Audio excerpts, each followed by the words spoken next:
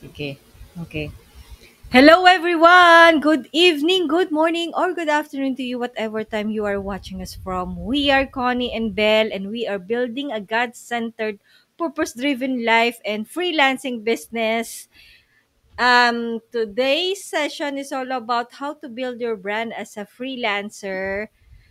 Oh, wala kaming intro ngayon. So we're using another app kasi by the time that we are recording this, naglalag na naman ng lola nyo. So pagpasensyaan nyo na kami. As long as we can get the recording right, you can understand from our special guest, you can hear us okay. We will push through with this kasi during this time of recording, hindi masyado nakikisama yung computer ko. So pasensya na.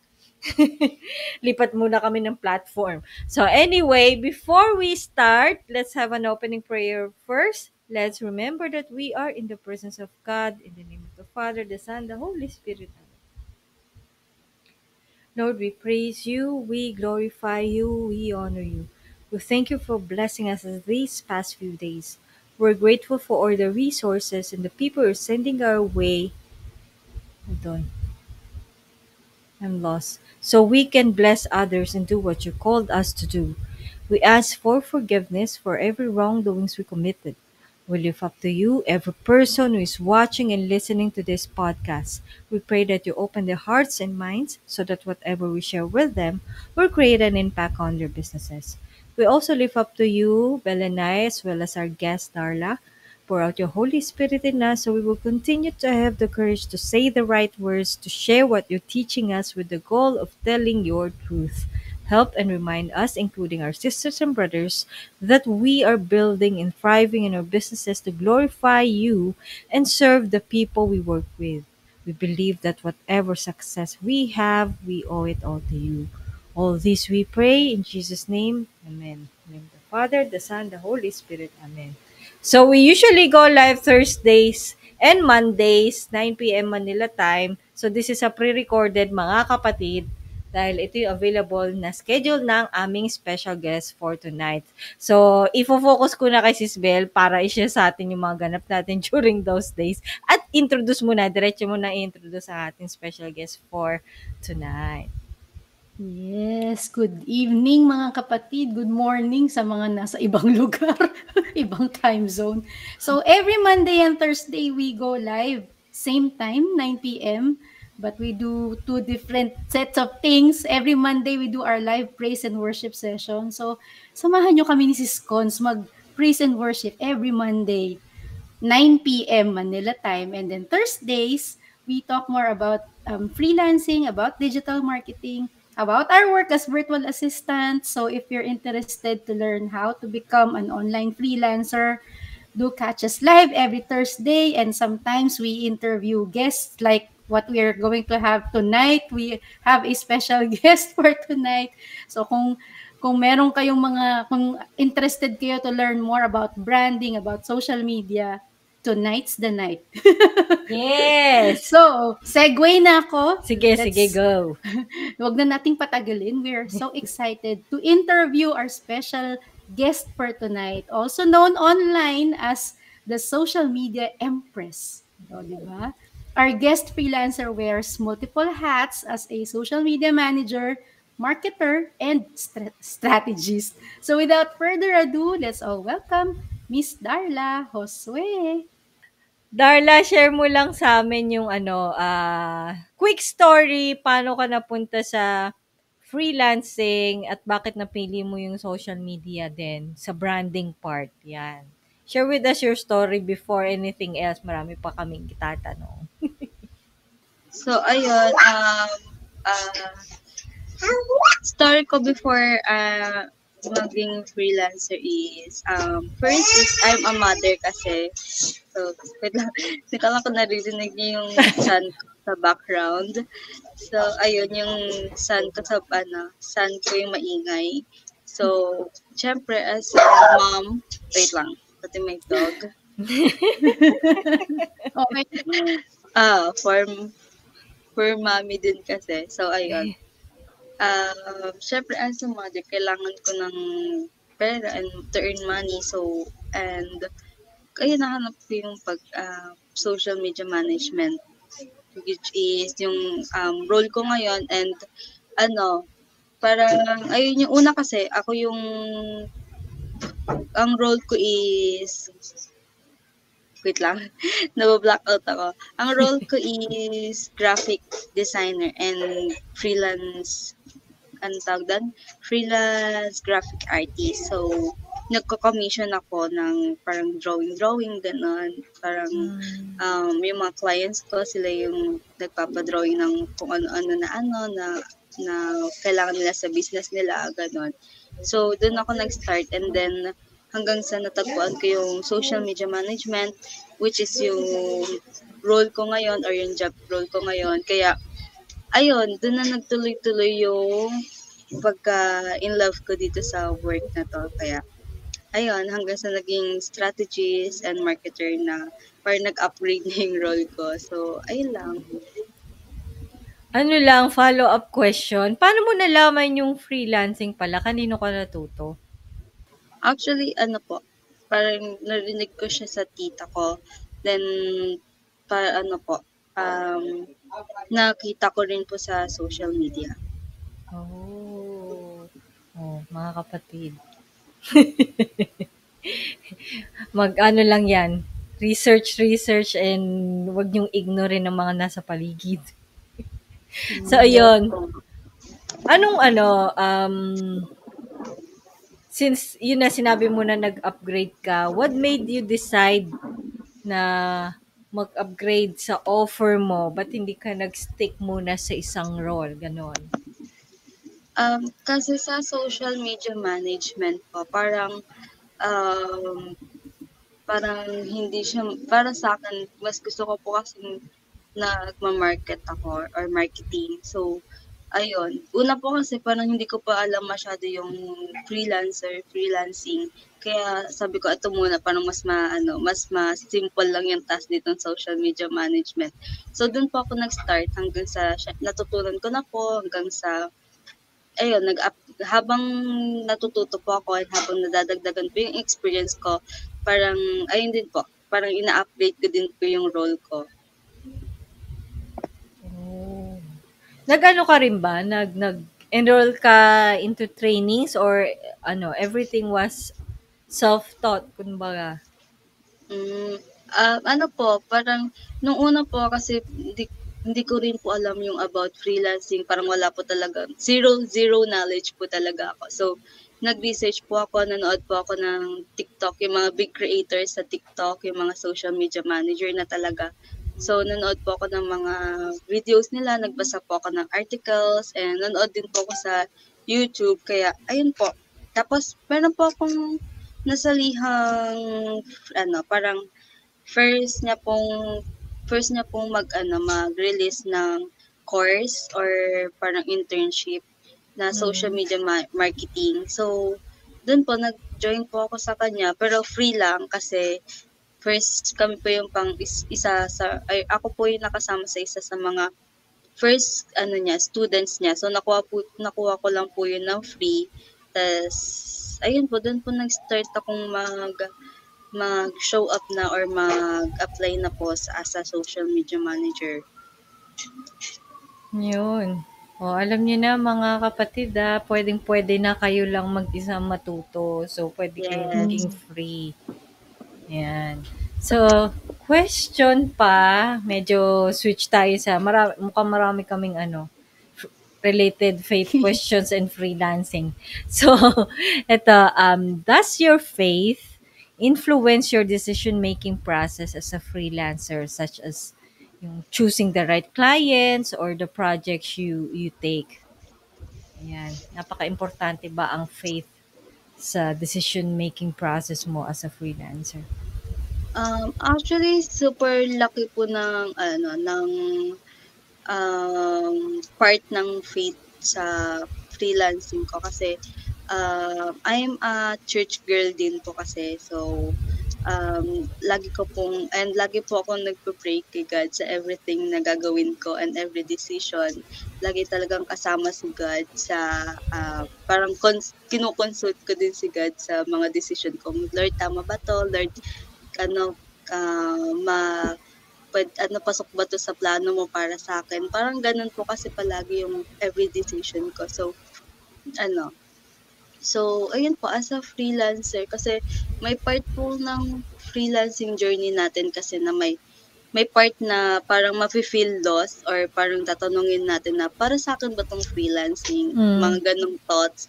So parang ayun, dumating din po ako sa ano na yon, sa sa time na yon, kaya napatanong din ako kay Lord na, Lord, if this is for me, if this is your plan for me, then help me.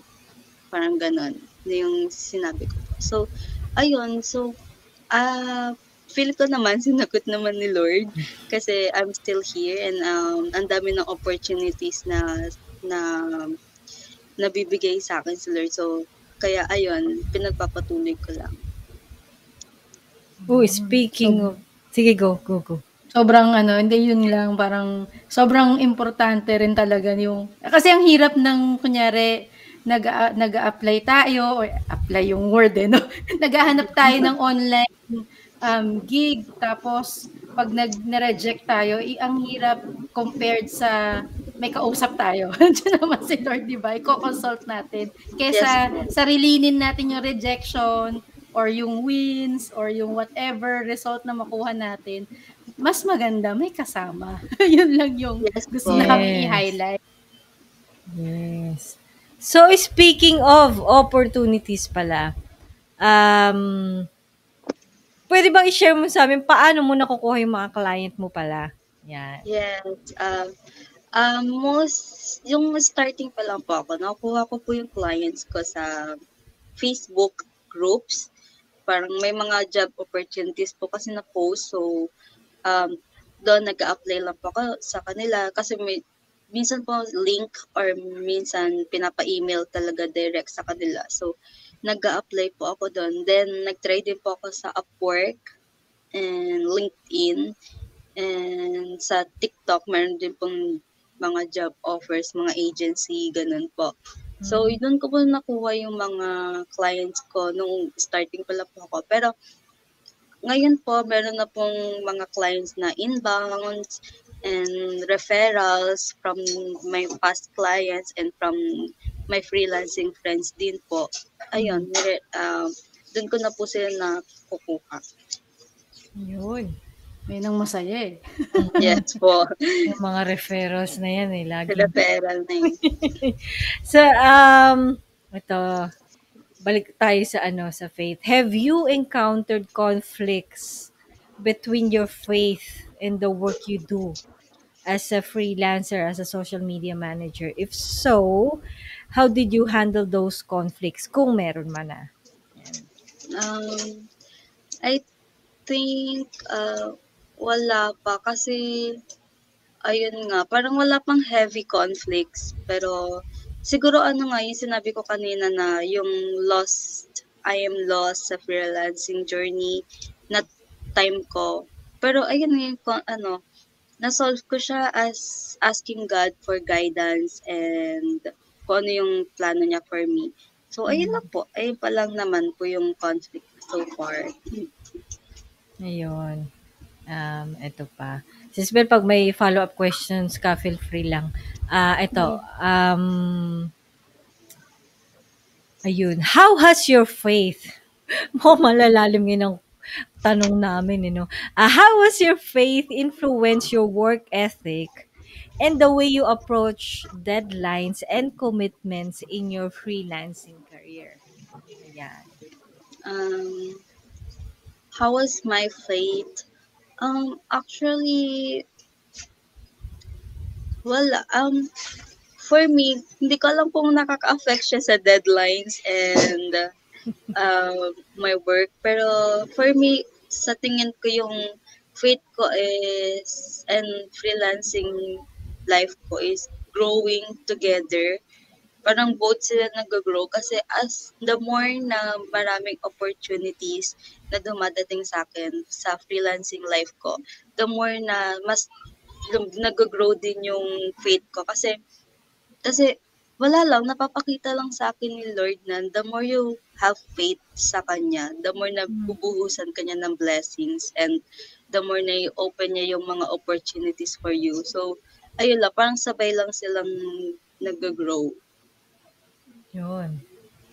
Parang ano talaga yan. Yeah. Freelancing with faith. Yes. Yes. Ayun talaga. So, I think pwede na tayo mag-move on dun sa main topic natin for today's session, which is, I think 5 tips yun, ano? 5 tips on how to build Yes, your 5 brand as tips. a freelancer. Sige. Teka, solo lang muna kita. Wait lang. Ayan, sige, go ahead. Take it away. Wait. Hello everyone, I'm Darla Socials, a social media manager and strategist.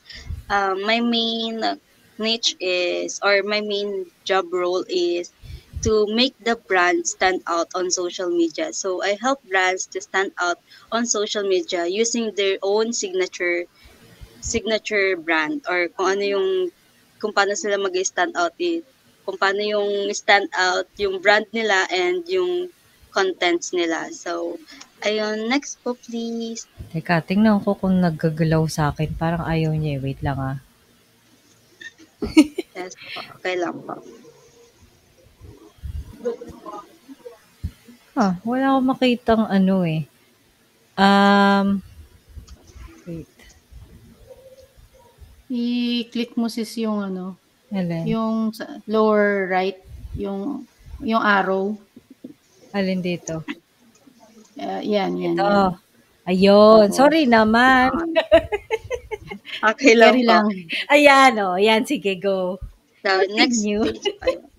Ayan po, about me. Ay, sorry. So, ayun, kanina pa, sinabi ko nga, I'm a social media manager. I'm a social media marketer and strategist.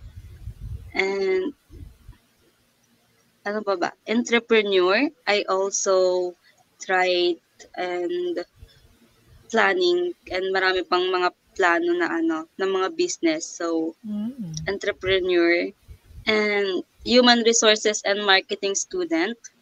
So, nag-aaral pa po ako habang nag-freelancer, Wow. habang nag-freelancing. And of course, I am a mommy of a very handsome little boy. So, meron na po akong son, meron na po akong anak. And so, ayun po, dami ko pong role sa buhay. Ako ay isang freelancer, mommy, and entrepreneur, and student, and a wife, and a daughter. So, yeah, ang daming ganap sa buhay ko po. Wow. So, ayun, next page po. So, Ayan. ayan. Elion Dulos Ministry. So, something about my faith life, or my faith life. I'm a Elion Dulos Ministry, parang a servant of God. So, ayan po, picture ko yan. Picture ko yan na parang nag-serve din po ako sa church namin, which is Jesus is Lord Church. Parang, isa po ako sa Elion Dulos na parang na dancer, parang, parang nagda-dance po kami for worship, worshiping God. So, gumagamit po kami ng tambourine, and ayun po yung parang instrument to, as part of our worship to God. So, ayun po, pero, hindi na po ako Elion Dulas dahil nga, dahil sa pandemic, and parang natigil po yung face-to-face church namin. So, pero right now po parang konti-konti naming binabalik yung face-to-face na church. Kaya, unti-unti din namin binabalik yung activities namin sa church na mga ganyan pong worship ka, So, ayun lang po, something about me. So, let's start na po sa 5 tips how to build your brand as a freelancer. So, dito po ay meron po akong pre-prepare na 5 tips of course, ng paano mag-build ng brand as a freelancer. So, number 1 is create your social media account. Number 2, know your target audience. 3, identify their problems. 4, be you. And 5 is be consistent. So, number 1 muna tayo. Next page po. Yan. Next page ay ano. Number 1 is create a social media account. When building a social media account, of course, you need to choose a platform.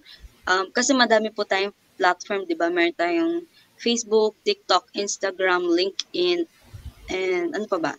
Threads, and meron pang wait lang, isa pang X, ayun, Twitter.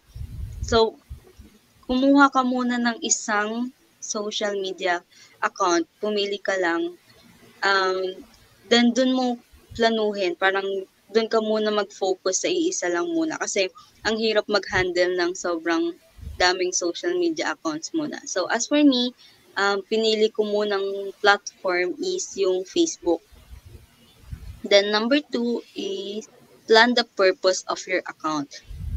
For me kasi pagka may purpose yung account natin, parang malalaman natin kung saan ba papunta or saan bang anong plano natin sa account na yun. Parang ano ba yung gagawin natin sa account na yun. For me kasi, yung plano ko sa Facebook ko is to build a community and build my brand. So, ayun, pumili lang kayo ng purpose ng kung bakit nyo gustong mag-show up doon sa platform na yon. Kasi ang hirap mag-create ng platform or mag-create ng brand or account nang hindi mo alam kung ano yung plano mo sa brand mo or sa account mo. So, number 3 is strategize how you'll show up there. So, ayun nga, dapat may plano ka, dapat may strategy ka kung paano mo kung paano ka mag-show up kasi hindi naman pwedeng post ng post lang or hindi naman pwedeng basta basta makipag-engage or makipag-join ka lang sa Facebook groups nang hindi mo alam kung ano yung ginagawa mo. So, ayun, we need to plan and strategize. Number 4 is optimize your account. Of course, dapat maayos yung account natin. What I mean with optimized accounts is dapat maayos yung cover photo, maayos yung profile picture, yung bio, yung branding.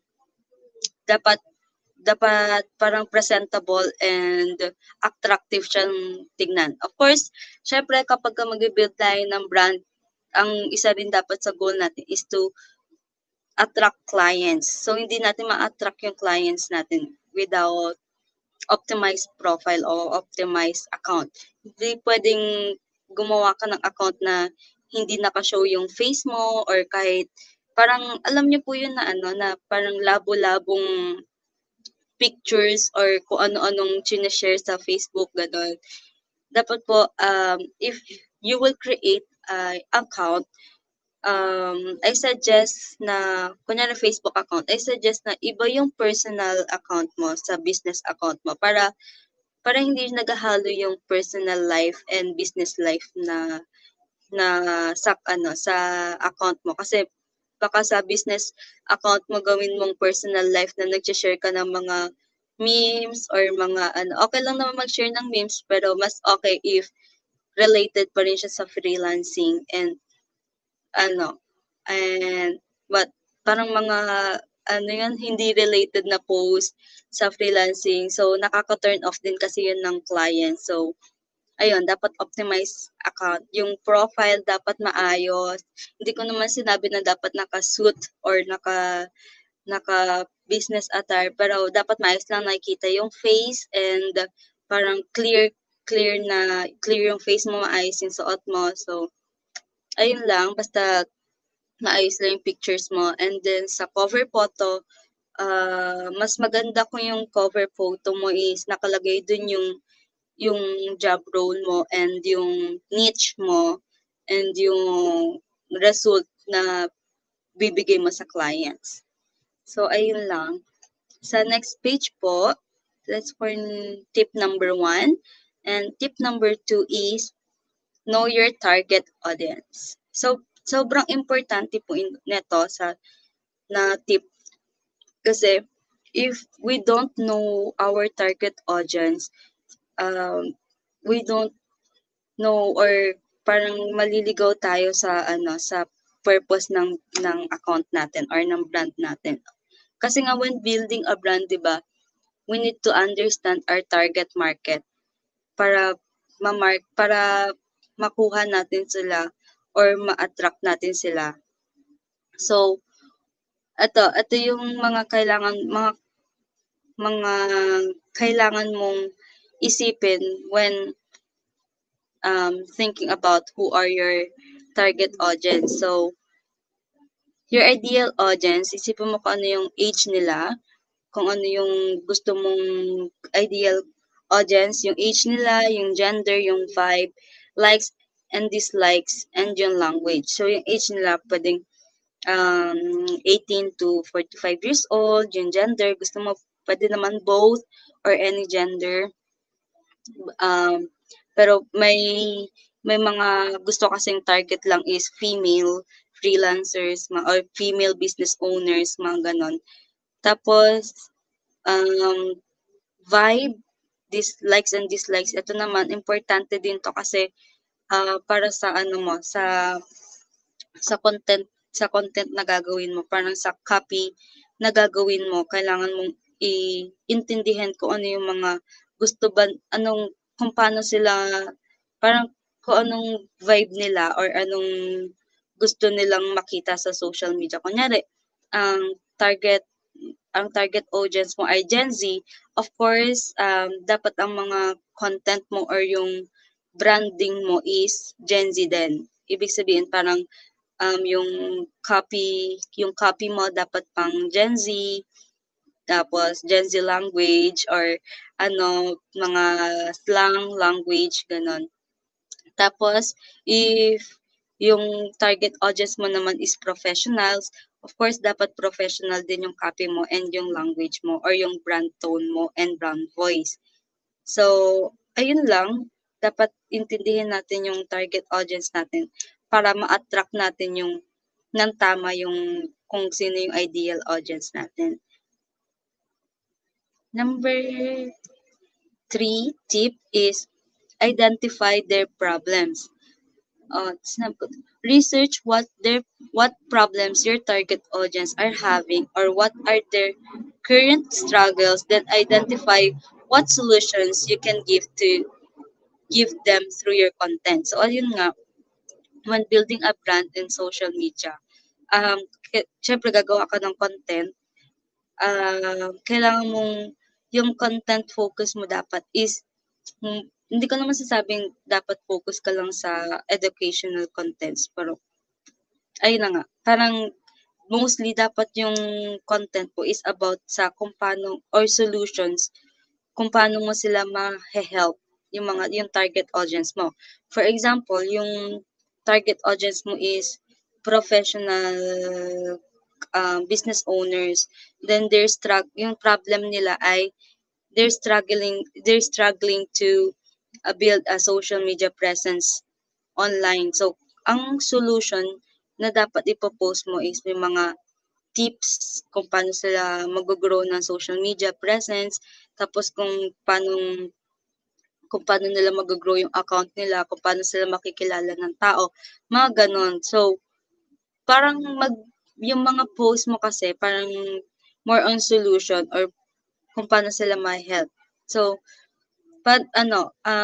hindi ko naman sinasabi na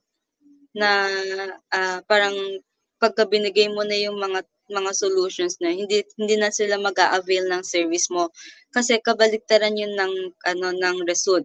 The more you share online your solutions or your knowledge, the more the clients will be attracted to you kasi parang nagbi-build yun ng authority na ay kunyari magbi-build yun ng authority na parang ito si ganito ganyan na ang galing niyang magbigay ng tips, ang galing niya magbigay ng educational content, ang galing niya alam niya kung paano gawin talaga sa problem na to.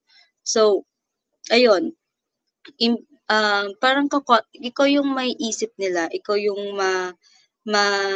maiisip nila na magaling sa sa pagbigay ng solution. So, ayun, kokontakin ka nila and mag-inquire sila sa services mo, or services nyo. So, never be afraid to share your knowledge and solutions online kasi hindi ka mawawalan ng work. Kabaligtaran yan is mas makaka-attract ka pa ng clients. So, ayun lang. Um, wait lang. Number 4. Number 4 na ba ako? Number 4 tips is be you. So, 2024 strategy talaga is be authentic or or parang build your you-coded brand. Paano yung you-coded brand? Yung you-coded brand kasi parang parang mix siya ng lifestyle and freelancing life. Parang hindi na siya puro, so sinishare ko kanina parang educational contents lahat. Pero pwede kang mag-content ng life content, parang updates, life updates. So, ayun, pwede mo i-share yung mga life goals mo or mga life motivational lessons, mga ganon.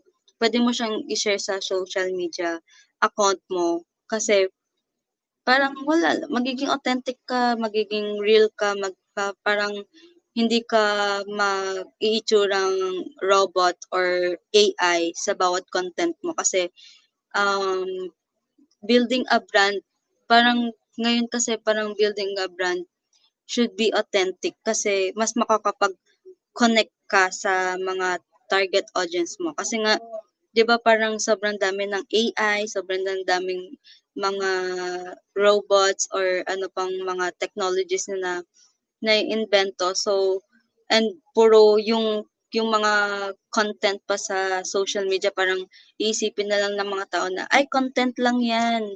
Parang ganun lang. So, be authentic.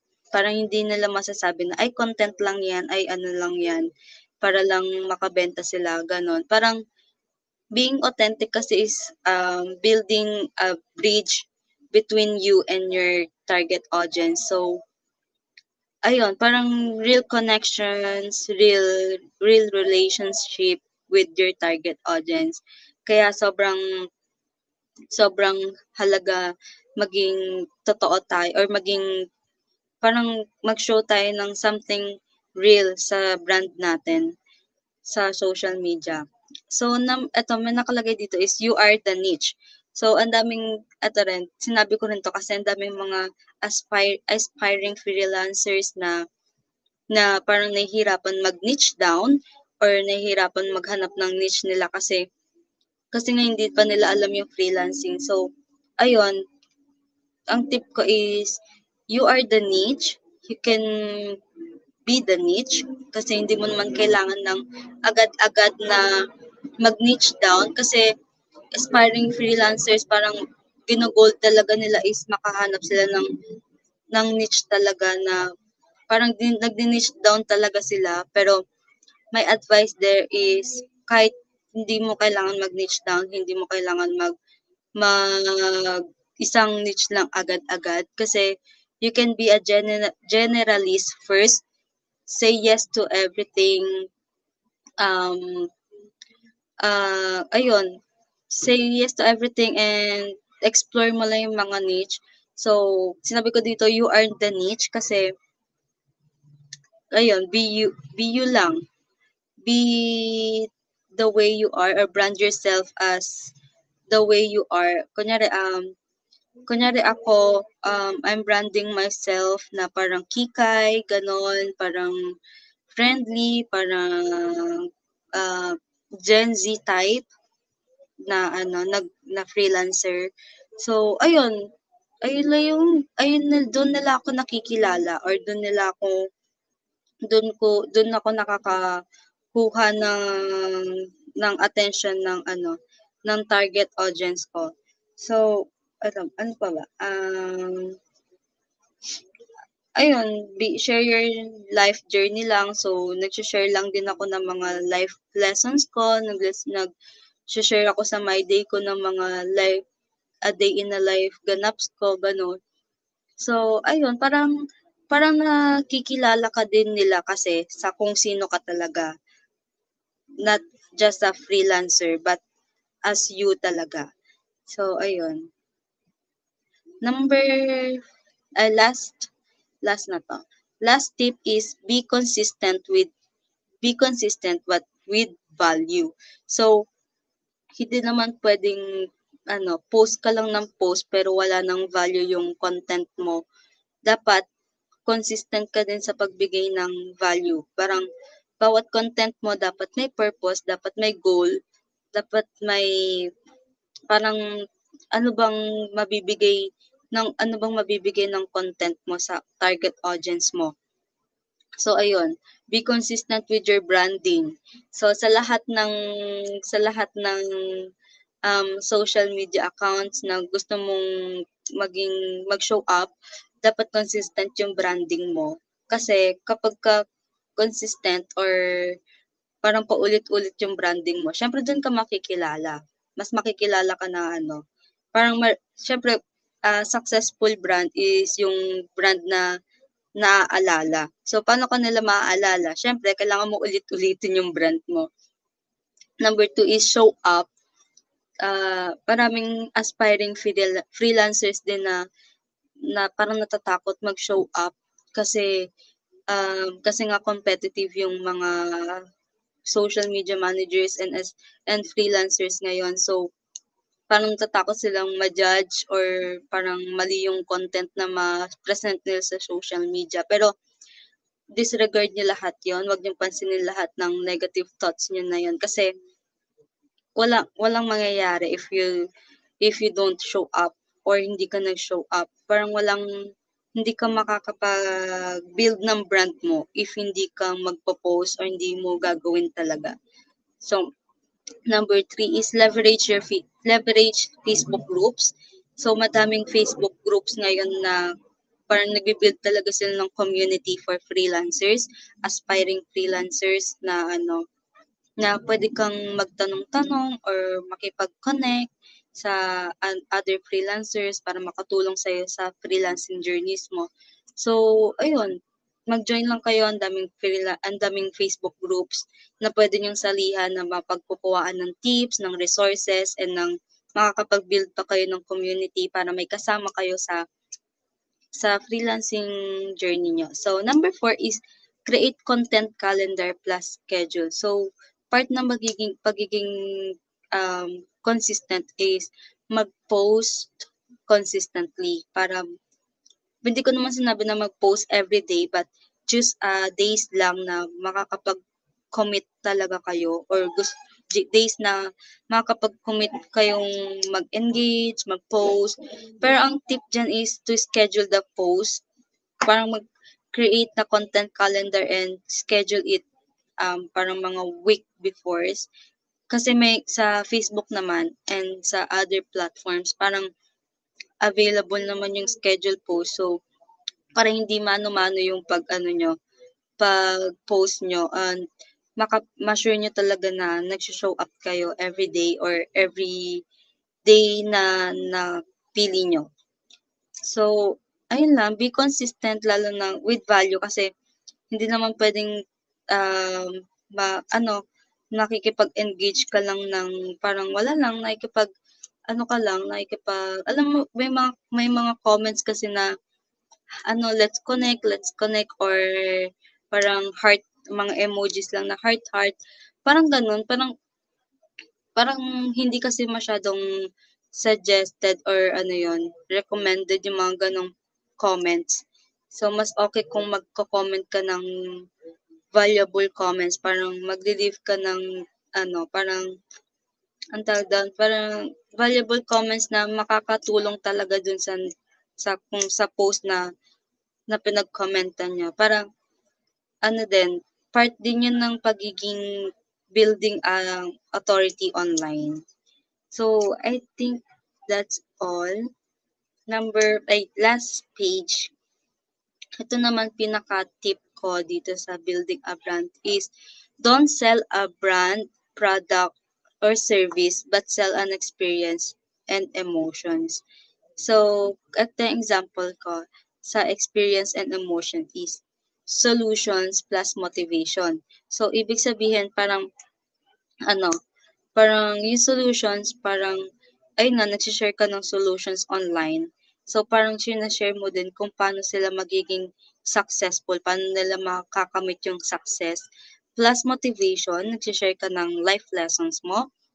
So, parang nai-inspire mo rin yung target audience mo na maging magpatuloy sa sa journey nila, gano'n. So, ayun lang, self experience and emotions. Wait lang. Nauuhaw po ako. Sige lang, sige lang.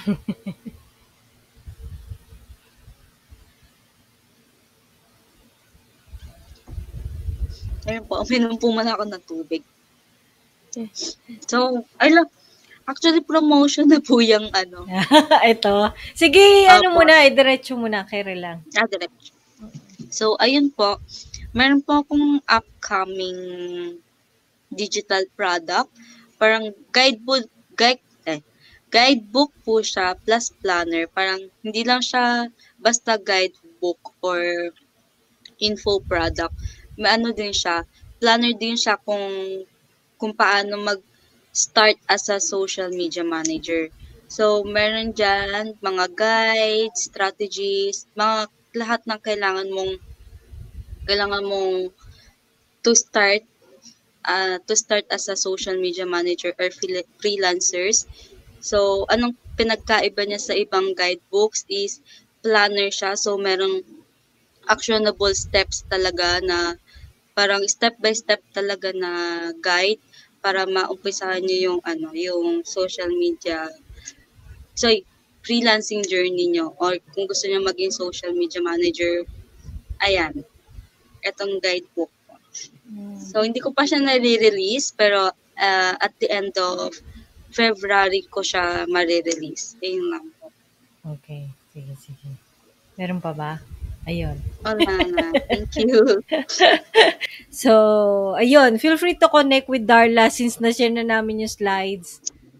Go ahead and connect with her. Ang ganda. Wait lang, mapa-comment lang sa presentation. Sobrang appreciated namin kasi yung kung sino yung aspiring na social media manager dyan, sa mga nakikinig, yung shinare ni Darla kanina is parang start to finish talaga eh. Kung ano yung kailangan yung i-prepare, so tapos ano yung kailangan yung gawin pa to secure yung first client until dun sa yung ongoing na pwede nyo pang gawin para makadagdag pa ng clients. Ang galing, di ba? Yes. End to end talaga. Oh, Na-cover hindi lang siya talaga. branding actually. Parang talaga eh. Ang galing.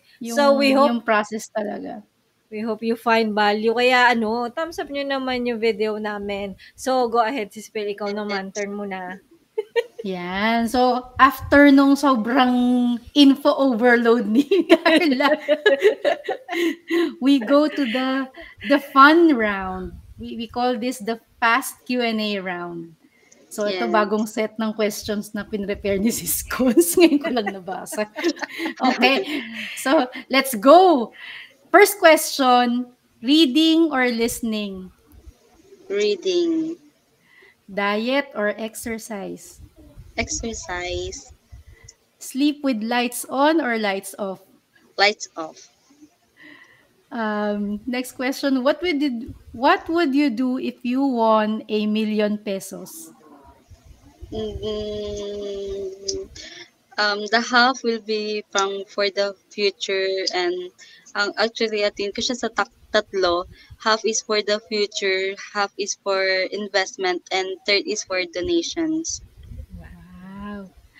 Last book you've read or is still reading? Ano yung tag doon? Building a Story Brand by Donald Miller. Wow, talagang branding talaga. Yes. Top 3 people that you follow?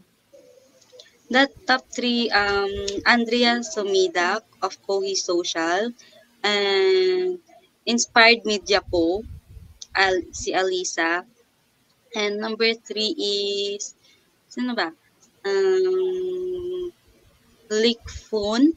Lickphone sa Instagram. Okay. Yung next question, ano ba tong question ni Sis Coach? Why can't we tickle ourselves? Hindi ko alam. Baka kasi alam na natin yung yung parang alam na natin yung mangyayari sa katawan natin. Okay. Ang At random. may sagot, no? Galing. Ang random. Oo. Next question. Favorite place that you've been to? Batangas. Favorite childhood TV show? Favorite childhood is Very Odd Parents ng Cartoon Network. Oo. Hindi ko alam kung alam niyo po yun. Oo. Diyos ko, mga Junakis ko, Ayun. pinapanood din yun. If you Opo. could travel to any place on earth, where would you go? Sa Rome. Wow. Sa- What is, okay. What is a prayer to you? Prayer is connecting personal connection. Ay, parang personal connection with God or talking one-on-one with God. Okay. Next, do you have a go-to worship song? Please share. Please share it with us. Go to, hindi ko alam kung anong title pero lyrics niya is set the fire back to my soul that I can't contain and I can't control. Parang fire Set a ata fire. yung Set Set a a fire. fire. Oo. Set a Yes. fire ata yung title nun. Yeah. Kasi, ayan, favorite ko. Yes, favorite din namin. And then next question, ask permission or beg for forgiveness? Ask permission. Okay, last but not the least, if you could have a face-to-face conversation with God and ask Him one question or say one thing, what would it be? Say one thing is, thank you for everything from the day I was born and sa present. Ayun. Yay! And with that, that Ayun concludes lang. our fast Q&A round. Thank you. Thank you. And last message na lang. Any last message for our aspiring freelancers? Aspiring freelancers. Last message would be, just start. Kasi maraming aspiring freelancers na aspiring pa rin kasi hindi sila nag-start. So, ayun talaga yung palaging sinasabi ko sa mga nakaka-chat ko sa Facebook na aspiring freelancers din na just start posting, just start building your brand, just start being a freelancer kasi hindi tayo makakarating sa kung saan gusto natin if hindi tayo nag-start or hindi tayo mag-move forward. And of course is to keep going kasi maraming aspiring na freelancers din na nag-start but tumitigil parang sa kalagitnaan dahil ayun nga parang feel lost sila sa freelancing life nila. Pero just keep going kahit mag-post ka tapos walang mag-like ng content mo, kahit walang mag-support sa'yo, just keep on posting kasi dadating yung time na magiging worth it lahat yan. Lahat ng mga ginagawa mo. So, ayun lang. Wow. Sarap. True. Agree. Correct. Yun nga. So, nakita nyo na yung mga socials ni Darla. Feel free to connect with her. And Yes, again, thank you po. check nyo rin yung mga links sa description. We will update the description, especially dito sa guidebook. Just kung kahit yung buong portion lang ni Darla kanina during yung sa slide sharing, grabe, madami na kayong matututunan. So, we hope remember nyo yan. Tapos, ano pa ba? If you want some workbook guidance on how to start your virtual assistant business, teka lang, ayan. Feel free to visit conniezabala.com/vabook to get to know more information. Si camera ko umuusot mag-isa eh. Just visit conniezabala.com/vabook. So, available siya in print, ebook, Kindle, audiobook. There. Yun.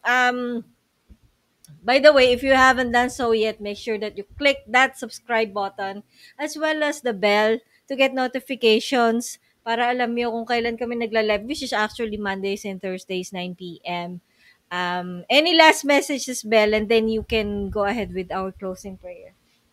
Last message, reiterate ko lang yung sinabi, just start. Huwag na kayong magpatumpik-tumpik pa mga kapatid.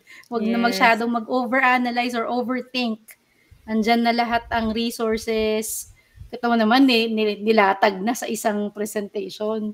So yun lang, sundin lang yun. Minsan masyado lang tayo nag-overthink bago tayo mag-proceed. So there. So let's have a closing prayer. Let's remember that we're in the presence of God in the name of the Father and of the Son and of the Holy Spirit. Amen. Thank you, Lord, for another episode done successfully. Thank you for the opportunity to share our knowledge and experience to serve our clients. Hopefully, our fellow service providers were able to learn something too. Thank you to all the people who support us in our mission. Thank you for the chance to bless others through this platform. We lift up to you all our viewers, our listeners, our clients, the people we work with, Darla and her family, Lord. Continue to bless them in all areas of their lives, whatever their petitions are right now. We pray with them, believing that whatever happens, you always have the best intentions for us. We lift up to you all these, but in the end, your will be done. In Jesus' name, amen. Father, and of the Son, and of the Holy Spirit, amen. Ayun. Para sa mga viewers, this is a pre-recorded again, pero feel free to make a comment, to ask questions. We will relay them to Darla. So, huwag kayong mag-hesitate. Go lang. And if you've learned something, share nyo din naman yung favorite tip na natutunan nyo. I'm sure hindi lang tip yan. Tips yan. Marami. So, share with us sa comment section. Ayan. Thank you, Darla, for the opportunity to interview you, to learn from you. So, for our Yeah. viewers, see you on Monday for another live praise and worship session. Bye, everyone. Thank you po. God Thank you bless. po. God bless.